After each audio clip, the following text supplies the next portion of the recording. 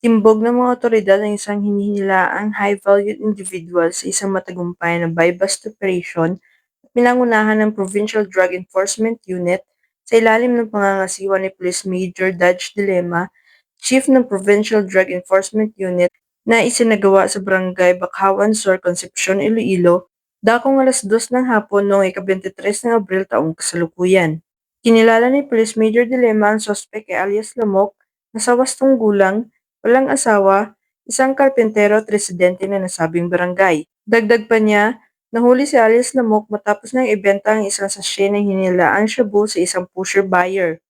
Sa operasyon, nasamsam mula sa suspetsado ang isang plastic sachet na hinilaang shabu bilang buy-bust item, 2 knot-tied plastic sachet at 12 heat-sealed plastic sachet na pawang naglalaman ng hinilaang shabu na may kabuuhang tinatayang timbang na 160 na gramo at may street value na aabot sa 1,088,000 pesos batay sa standard drug price.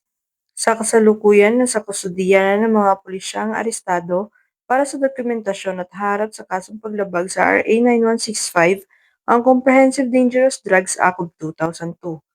Patuloy ang mas pinaigting na kampanya ng mga awtoridad laban sa iligal na droga sa buong lalawigan bilang bahagi ng kanilang layuning linisin ang komunidad mula sa banta na ipinagbabawal na gamot. Mula dito sa Police Regional Office 6, ako ang inyong Police News Network Correspondent, Patrolwoman Ledilim Mansagon, alagad ng batas, tagataguyod ng Balitang Pulis.